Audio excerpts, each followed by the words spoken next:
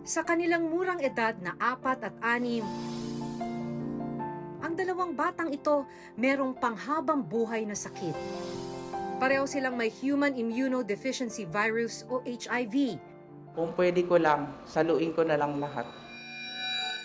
Paano nga ba nagkaroon ng ganitong uri ng karamdaman ang dalawang musmos? Sa edad na 16, na-diagnose din na may HIV si Vincent. Ang itinuturo niyang posibleng pinanggalingan ng sakit, isang taong nakilala niya sa online dating application. Sobra po ako nalungkot. Nagsisi po ako sa sakit ko po yung ginawa yun. And bakit ako nagkaganto, nagkasakit ako.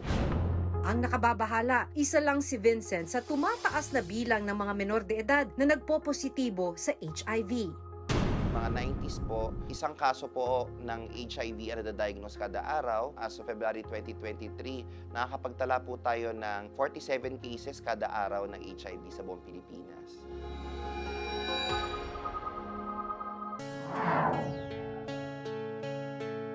Ang 17 taong gulang na si Vincent na-detect na may HIV noong 2021. Nalaman ko na isang sex worker si Vincent. Nakikipagtalik siya sa mga nakikilala sa dating applications kapalit ng pera. Bakit mo kailangan gawin? Pangailangan ko din po kasi. Sabi po kasi nila is mas madali po daw yung pera dito. Hindi ko po alam na may sakit po pala na ganun na HIV po. Wala po akong alam din. Paano ka kumukuha ng kliyente at that time? Sa mga dating app po, guusap kami ng presyo, saan kami magkikita or pupunta at saan po kami magsisex. Mga ilang tao na to na nakatalik mo? 20 or more. Pero nung panahon na yun, pareho kayong walang kondom? Wala po. Hindi mo alam na yung kondom ay para sa sex? Hindi po. Para bigyan ka ng proteksyon habang nakikipag-sex? Hindi po. Noong 2021, hinikayat sina Vincent na magpa-HIV test kapalit ng pagsali sa isang paligsahan. Dito na niya nalaman na may dala-dala na pala siyang sakit. Anong pumasok sa isip mo nun? Sobra po ako nalungkot. Nagsisi po ako sa sakit ko po yung ginawa yun. And bakit ako nagkaganto, nagkasakit ako. Hindi niya rin daw ito agad nasabi sa kanyang mga magulang dahil sa takot. Matagal po na panahon na pinag-isipan ko na kung paano ko sasabihin. Nagalit na sila? Hindi naman po. Medyo nalungkot po sila. Tulad ng maraming HIV positive, may pangamba si Vincent na hindi siya matanggap ng mga tao kapag nalaman ang kanyang sakit. Isang tabi nila ako na, layuan po nila ako na, ng mga kaklase ko na. Yung pandirihan ka? Opo. Sa ngayon, patuloy na nagpapagaling si Vincent sa tulong ng isang non-government organization. 3 lamang ang paraan para maipasa ang Human Immunodeficiency Virus o HIV, pakikipagtalik, ang sharing o paggamit ng mga contaminated o gamit na karayom, at mother-to-child transmission.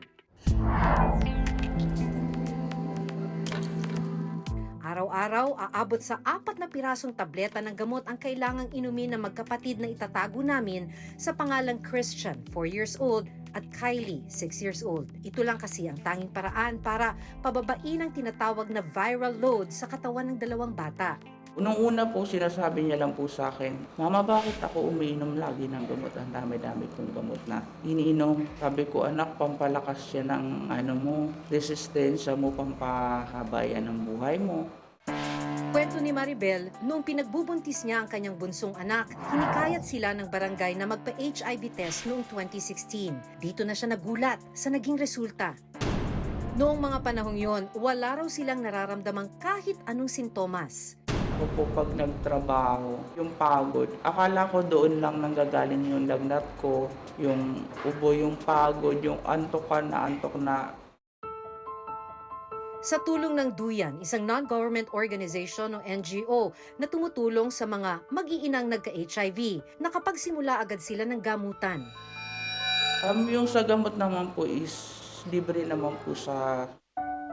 Sa ngayon, undetectable na ang buong pamilya ni Maribel. Ibig sabihin, hindi na sila nakakahawa. Bangungot din para kay Clarice nang matuklasang positibo sa HIV ang kanyang 5 taong gulang na anak. Kwento niya, isang NGO ang nagpunta sa kanilang lugar para mag-alok ng HIV testing noong 2021. Pusang loob ako nagpa-test kasi alam ko sa sarili ko na healthy ako eh. Nakita ko na ganun. Sabi ko, mali-mali yan. Ulitin nyo yan. So inulit niya. Pangalawang pag-uulit, gano'n na naman. Nung nakita ko yung resulta, para akong binagsakan ng tadhana, alam mo yun. Noong mga panahon yon, nakararamdam naman ng sintomas ang kanyang asawa pero hindi matukoy kung ano ang kanyang sakit.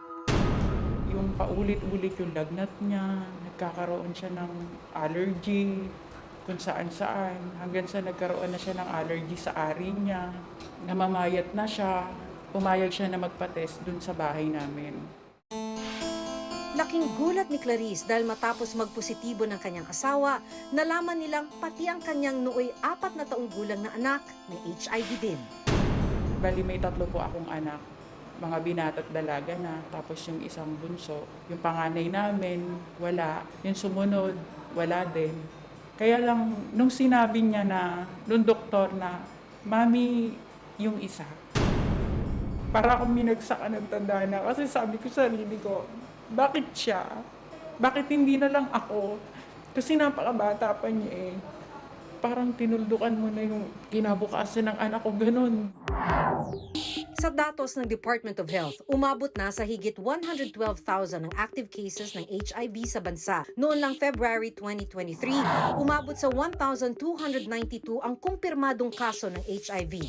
Sa bilang na ito, 645 ang nasa edad 25 to 34, 373 ang 15 to 24 years old, 236 ang 35 to 49 years old, 35 ang 50 years old and above, at 2 ang less than 15 years old. Sa datos noong February 2023, 1,277 ang nakuha sa sexual contact, 2 ang mother-to-child transmission at 13 ang walang datos. Isa raw sa posibleng dahilan ng pagtaas ng bilang ang dumaraming taong nagpapatest. Isa ito sa tinatawag nilang Sundown Clinic, bukas mula alas 3 ng hapon hanggang alas 11 ng gabi. Dito, pwede kang magpatest, kumuha ng gamot o kaya magpa-refill ng gamot. Kung natatakot ka na may makakilala sa iyo at kung saan ka nakatira, ay tumatanggap din dito sa Sundown Clinic ng mga hindi taga Quezon City.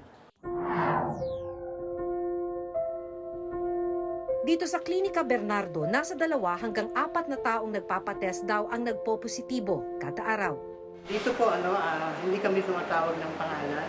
Napansin niyo po ba na dumarami ang mga bata? Opo, marami po. 50 to 70 patients kami per day. Per day? Ang testing. Ilan po yung nagpa-positive doon? Meron po mga 2, 3. Pinakamarami namin, 5 sa isang araw. Libre po ang gamot. No? So yan, pwedeng balik-balikan nila. Opo. Hindi komplikado ang pagpapatest dito sa Sundown Clinic. Pagdating mo dito, kailangan mo lang magparehistro para maihanda yung iyong patient record. Pagkatapos nun, ay dadaan ka sa isang pre-test counseling. Pagkatapos ng pre-test counseling, ay kukunan ka na ng dugo para sa mismong testing. Magandang hapon po. Gaano po katagal para bago malaman kung positive o negative yung testing? Magdi-reading po tayo hanggang 20 minutes. So, lalabas na po kung reactive siya or non-reactive. So, pagka nag-confirmatory na po, Doon na po tayo lalabas kung positive na siya for ng HIV. at doon na magsisimula yung treatment. Sa Klinika Bernardo, natuklasan ni Brian, hindi niya tunay na pangalan, na HIV positive siya noong 2014. Nakuha niya raw ito sa kanyang dating partner. 7 years kayong nagsama ng partner mo. Kailan mo nalaman na HIV positive siya? Nalaman ko na lang po kasi noong 2011, doon siya nag-start ng TB po. Tapos tuberculosis po. Wala pa ako idea na HIV po yun. Kasi wala rin ako idea about regarding sa HIV. So lack of information din po. Kung may babaguhin man daw si Brian, sana raw ay bata pa lang ay nalaman na niya kung ano ang HIV. Volunteer ka na. When it comes to HIV, kumusta ba kaalaman ng kabataan? Hindi pa sila aware. Pag may inaalok ko, sample group sila, pag pumupunta ako sa table nila, sabihin ko na, di ba gusto niyo magpa-test? Siguro sa isang grupo, sabihin natin mayroon silang 10, mayroon lang isa, minsan talaga wala. Natatakot silang magpa-test? Magpa-test. Ito rin ang suhestyon ni Rainier, isang HIV positive na ngayon ay project leader na ng Pinoy Plus, isang NGO na tumutulong sa HIV positive. halos pabata ng pabata yung nagiging newly diagnosed ng may HIV. Yung pagtaas ng mga kasong ito ay dahil din po sa disinformation, misinformation about HIV. May provision yung batas natin ngayon, yung RA 11166, kung saan nagbibigay ng oportunidad sa mga minor de edad, 15 pataas, na meron silang access sa HIV testing or screening na hindi kailangan ng parental consent. Ayon sa DOH, patuloy ang kanilang mga programa para malabanan ng misinformation at para mapigilan ang patuloy na pagtaas ng bilang ng mga menor de edad na nagpopositibo sa sakit. Meron po tayong 184 na treatment hubs at primary HIV care facilities sa buong bansa. Kasama po ang Department of Education. So kasama na po sa 7th AMTP ang pagsasama po sa comprehensive sexuality education sa curriculum. Po ay magsastart po siya sa susunod na taon, 2024, at hanggang 5 taon po ito hanggang 2029. Ang pinakalayunin ng DOH daw sa ngayon, ma-detect at masimulan agad ang gamutan ng halos lahat ng HIV positive na Pilipino. Goal po natin ay wala pong namamatay sa AIDS. Para sa isang sakit na walang lunas at habang buhay ng daladala ng libo-libo nating kababayan, dapat magkaroon ng mas maigting na programa ang pamahalaan para maiwasan ang maling impormasyon at para magkaroon ng mas malawak na pangunawa ang marami tungkol sa HIV. Sa ganitong paraan, posibleng mapigilan ang pagkalat ng sakit, lalo na sa mga kabataan.